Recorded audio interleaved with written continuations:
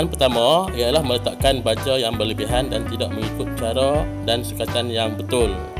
Kita selalu membeli baja, terutamanya baja kimia di kedai. Jadi pastikan mendapatkan nasihat dan cara penggunaan yang betul, terutama sekali sukatan dan juga cara untuk meletakkan baja di pokok. Kerana baja ini bersifat panas dan jika digunakan secara berlebihan akan memudaratkan pokok. Ada yang salah sangka dengan menyangka kalau kita meletakkan baja yang banyak, pokok akan tumbuh dengan subur dan pokok akan jadi sihat. Itu salah ya. Perlu ikut sukatan. Tengok pokok di atas yang kesan daripada penggunaan baja yang berlebihan, di mana daun dia akan menjadi kering, terbakar ataupun lecur, dan perkembangan tumbuhan akan terbantut dan pokok tidak akan subur. Kita digalakkan menggunakan bahan buangan dapur ataupun baja organik yang tidak terlalu panas, yang sesuai untuk tumbuh-tumbuhan di rumah. Perkara kedua ialah tanam di kawasan yang teduh seperti bilik yang tertutup ataupun garas yang tertutup. Ini akan menghalang tumbuhan daripada mendapat cahaya matahari. Sekaligus tumbuhan tidak dapat membuat proses fotosintesis untuk membekalkan makanan. Jadi tumbuhan akan layu dan tidak subur. Sepatutnya tanam di kawasan yang terbuka dan luas. Namun begitu, ada tumbuhan yang tertentu yang hanya boleh sesuai di kawasan yang teduh. Bagi yang mula-mula melakukan penanaman ataupun semaian, tak mengapa di tempat yang teduh terlebih dahulu. Tetapi bila dah besar, ubah dan alih di kawasan yang mendapat cahaya matahari yang secukupnya. Okey, yang ni kena faham lah. Yang ketiga ialah tanah tanpa bahan organik.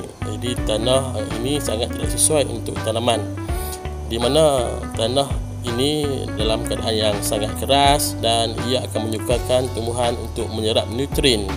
Jadi ia akan menyebabkan pokok akan terbantut dan mengganggu pembesaran pokok. Digalakkan tuan-tuan dan puan-puan menggunakan bahan-bahan organik seperti baja tai ayam ataupun baja kompos dan juga sisa-sisa makanan dapur yang boleh dijadikan baja organik yang sangat mesra untuk tumbuhan-tumbuhan menyerap nutrien daripadanya. Perkara yang keempat ialah penyiraman air secara berlebihan. Ramai yang salah sangka menyatakan jika air disiram berlebihan, pokok akan tumbuh dengan sihat dan baik. Tapi itu adalah salah sangka dan pokok perlu disiram dalam kuantiti air yang tertentu untuk mengelakkan air bertakung dan menyebabkan tumbuhan itu lemas. Jadi tuan-tuan dan puan-puan boleh mengamalkan membuat sungkupan di sekeliling pokok-pokok supaya dapat mengekalkan kelembapan air walaupun pokok itu disiram dalam keadaan yang jarang. Jadi sungkapan ini dia bukan hanya boleh menyerap air, tapi dia juga boleh mengelakkan pertumbuhan rumput. Jadi menyenangkan kerja kita lah.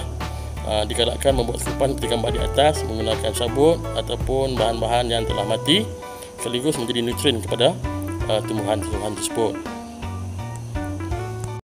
Pantang larang yang kelima ialah semai biji benih terlalu cetek atau terlalu dalam. Ini akan menyebabkan benih Kalau kita semai biji benih terlalu dalam, ia akan menyebabkan biji benih tidak akan tumbuh. Dan ada juga kalau kita semai terlalu cetek ataupun di luar, ia akan dimakan oleh hewan-hewan lain.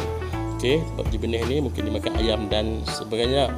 Jadi tidak terlalu dalam dan tidak terlalu cetek dan dapatkan pandangan daripada orang-orang yang terdahulu lah. Okey, contoh kalau kita tanam benih sawi. Benih sawi ini adalah yang perlukan ditanam, disemai di tempat yang tidak terlalu dalam, hanya cetek sahaja di bahagian atas, dan ia akan tumbuh lah. Tapi kalau ditanam terlalu dalam, biji benih sawi ini tidak akan tumbuh. Jadi perlu dapatkan pandangan daripada orang yang lebih arif tentang penyemaian biji benih ini.